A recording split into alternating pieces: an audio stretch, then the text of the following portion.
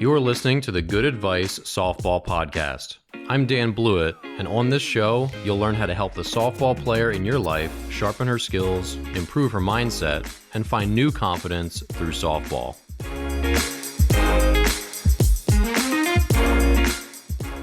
All right, welcome back to the Good Advice Softball Podcast. I'm Dan Blewett. On today's episode, we're going to cover two main topics. Number one, should you play on a lesser team that can allow better playing time? And number two, do D1 players have better skills, or are they just physically better athletes? So number one, before we get going, I want to mention my new strength and conditioning program for softball players. It is called Early Work. You can find links in the description or the show notes of this podcast. The program is now live. It has been launched. It is ready for you to sign up.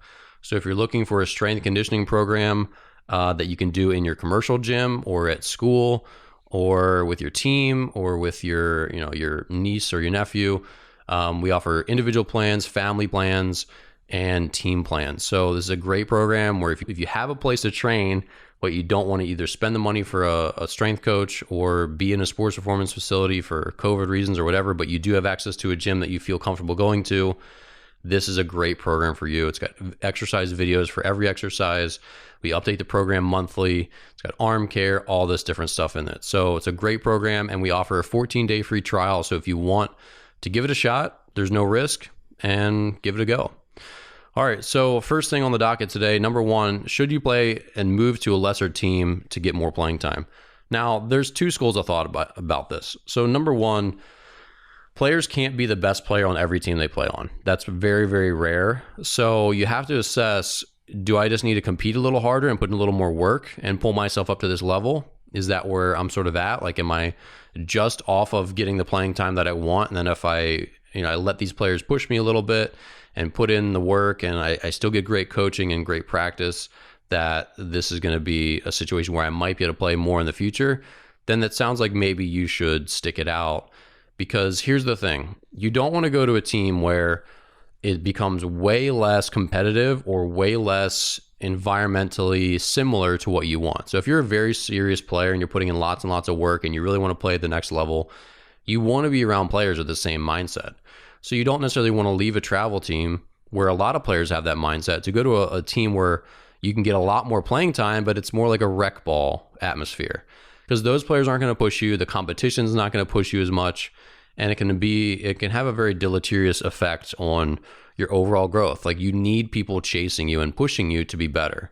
Even Usain Bolt runs a little bit faster when he's being chased, and he's got a chance to lose, right? So I think it's important to just assess this, and every situation is different, and it's hard to give blanket advice. I gave some blanket advice on Twitter, and most people agree, some people push back, but in general, you want to be with at least a core handful of players that are better than you. And you want to be forced to say, okay, if I want to continue to start over some of these other girls on the team that are pretty good, then I need to be working my butt off, not just at the field, but at home and in practice. That's the best scenario, because you learn a lot from players who are better than you. Obviously there's always opportunities to play if someone has a really rough patch or there's an injury, God forbid. But if you feel like you're getting some playing time, obviously maybe not in the role that you want, but it is viable and reasonable that you will get playing time if you continue to improve, et cetera, then that team's probably in the right spot for you. Now, if there's like an absolute stud shortstop and a stud third baseman and a stud second baseman and a stud backup infielder, and you're like number 5 for middle infield, and it's not that reasonable that you're going to get much playing time at all, and it's maybe not going to change next year, even if you get better because they're all getting better too, then maybe that's the situation where you want to find a team where you can, all right, I can maybe start at third base. Maybe I can't start at short on this other team because they still have a great shortstop, but I'm going to get more reps and I'm going to get my ground balls and I'm going to get more time. So it just depends. But the big problem today is that parents are just fleeing if their daughter can't play, shortstop. It's like, well, she's not as good as that shortstop. She can play third base. Like, well, she's a shortstop. Well, she's not if she's not able to play there on this team. And the thing to remember is, if you want to go D1 and you can't start on your travel team in the position that you want to go D1 for, you're probably not a D1 caliber player. So I think a lot of parents, they have this pie in the sky attitude, like my daughter's going to go D1, she needs more reps. Well, if she's not starting in travel ball, she's not going to be a D1 player. That's almost without a doubt true for almost every scenario. There are certainly exceptions once in a while where it's like national powerhouse kind of team where it's like we've got 6 D1 starters and we got a potentially D1 starter sitting on the bench. That's pretty rare though. Typically, again, if you can't start at your chosen position on a travel team, then you're not the player that you maybe think you are. So I think that's important to note. But again, like you could definitely find a scenario where you're a really good catcher, but you're just behind a stud catcher who's going to catch almost all the games. That does happen. And it's realistic to say, all right, I just got to go to a team that's just slightly less good and I can get my reps and I can develop, because you don't develop on the bench. So we do know that, right?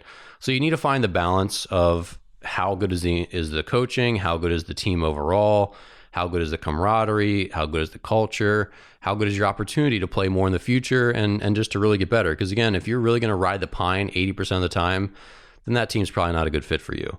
But if you're to the point where it's like, hey, coach puts me in left field, coach puts me at third base, coach puts me at second sometimes, like I'm getting my at-bats, I just wish I could play shortstop more, that might be a team where you stick it out. Because look, put in the work. Like you're getting on the field, so you're close, but I don't know. Can you outwork that player? Can you take her spot? If she has a rough couple weeks, can you get in there and do better and claim that spot? I mean, there are stories over and over and over where, and then this was actually Chris Taylor's.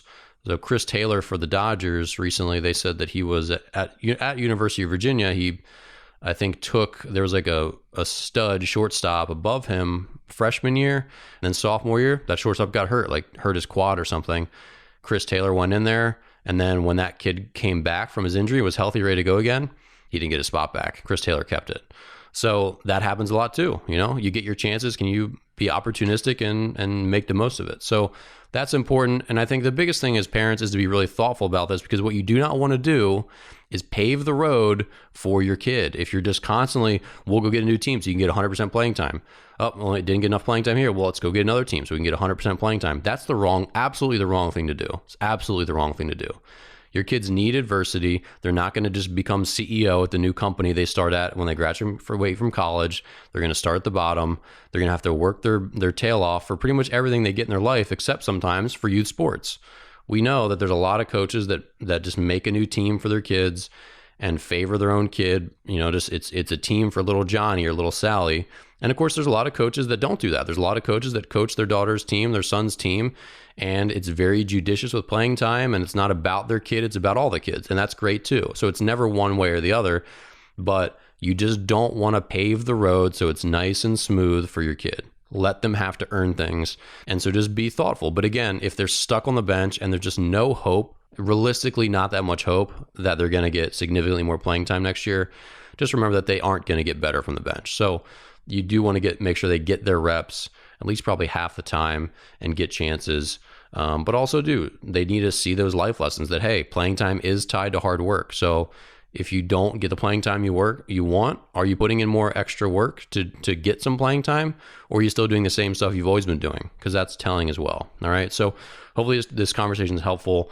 It can be difficult to figure out when to jump ship, and you might be listening to another parent who's like very eager to jump ship and think that it's the right decision for you too. But every situation is different. So definitely be thoughtful about it, and don't just make your decision with only yourself in consideration. Ask other parents, ask other players, ask your daughter to kind of feel around and just try to make an informed decision.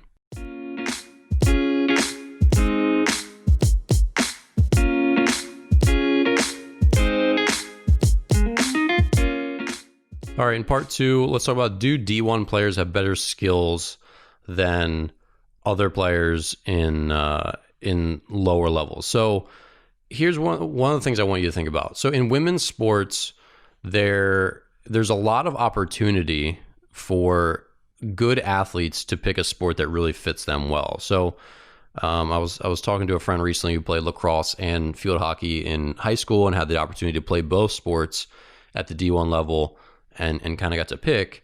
But when you're a really physical, well-built, athletic high schooler, you have a lot of opportunity. And you have a lot of opportunity, especially in softball, to make up for a slight lack of skills because of how small the field is. And this is obviously the big talking point with throwing. What I would say with D1 players is when they get to that level, they've gotten to that level because they have a better swing than almost all their peers, right? D1 players have to put in a lot of work, and they have to have really good softball skills when it comes to their swing, when it comes to their fielding ability, when it comes to things like their catching mechanics, like their blocking, all that stuff, their throwing, and just like the speed of the game in general. So like running, they can't be super awkward. Like they're typically very good athletes in general. So the way they swing, the way they field, and the way they move are typically very high level compared to other players. That's a lot of what makes them D1 players, is those softball skills and the work they put in. But with throwing, this is sort of in a category in its own. Throwing is often the one that physicality makes up for a lack of skills. And again, I've seen a lot of mid-tier D1 schools, and especially lower than that, lots of players have very subpar throwing mechanics, but their physicality, the fact that they're just bigger and stronger and more fast twitch than their peers, allows them to still get enough throwing velocity to play at that D1 level. And that's just been shown to be true because I've watched girls with very poor mechanics that would never fly in baseball because of the size of the field and the speed of the game, that they can still get the throw off quickly and get it out and be effective enough because the field and the throw is like 45 feet, right? So it's a short throw if you're charging a ball at third base. So I think it's important to recognize the difference in skills and physicality and how much physicality can make up for stuff in the women's game. In baseball, because the field is so much bigger, you kind of have to have a little bit of more equality as far as your skills and your physicality. Like you can't muscle the ball from third to first with bad mechanics. It just doesn't work that way. But in softball, you absolutely can. So what's the point of this? So sure, number one, strength and conditioning still is a big thing. And again, I think more and more girls are doing strength and conditioning, which is really important. It's great for their confidence. It's great for obviously their physicality and their strength and their exit velocity, their throwing velocity, their durability, all those things. So strength and conditioning continues to be really, really important for female athletes. And it's also something that a lower percentage of female athletes do very seriously compared to male athletes today. And so that means there's more opportunities to gain on girls by doing it yourself. So that what I mean is, if you took a group of 100 high school baseball players, maybe like 90 of them lift weights, like semi-seriously. And that's just a number I made up. But if you took the girls, 100 girls, maybe it's only like 60 lift weights semi-seriously. And so you have a group of 40 who don't, who the 60 are going to gain a lot of ground on. They're going to really pull away from. So it's just something to remember. And as far as like the physicality goes, there are obviously some naturally just great athletes. Like they just grow up, they're bigger and stronger. Like they look like a 17-year-old when they're 14. That's a big part of going D1 and just going to playing at the next level in general, just being physically developed faster than your peers. But the strength training aspect also speeds that along. But still, I think more of the physicality can make up for a lack of skills in softball, but you still absolutely need to have really, really strong softball skills. So that means putting in tons of hours in the cage. That means putting tons of hours pitching, which softball pitchers are probably some of the most dedicated to their craft of anyone. I'm always impressed by how often softball pitchers are practicing. It's just over and over and over because they can throw more than the boys can. But just like the focus of their sessions, I think there's something really unique and special about softball pitchers from what I've seen over the years. Like they just really tend to love their craft and put a lot of their energy and really enjoy practicing it. So I think all those things are really, really important. But again, I think as parents, you really need to look at your daughters and the players on your team and look at them from a college coach's eyes and say, does she look like a girl or does she look like a strong woman? And strong woman is what you want college coaches to see when they look out on that field. They want to see the physicality. They want to see the athleticism. They want to see the speed and the power behind the ball, whether it's swinging or sprinting the bases or making a throw. And so again, the physicality can make up for a lot of deficiencies. So if you don't have perfect throwing mechanics, but you're getting pretty big and pretty strong, that's going to still add a lot of oomph to that throw where you don't have to get to having perfect mechanics necessarily to still play at the next level. So physicality can smooth over a lot more things in softball than, again, by comparison in baseball, which I just compare the two because I'm so familiar with both. And I think it's fascinating to see the differences in the two sports and the way players are recruited, et cetera, et cetera. So again, takeaway here is don't forget physicality. And that comes from the whole family. I mean, one of the big challenges with young athletes is they're so busy with school, with their social lives, with their sports, all the after school stuff.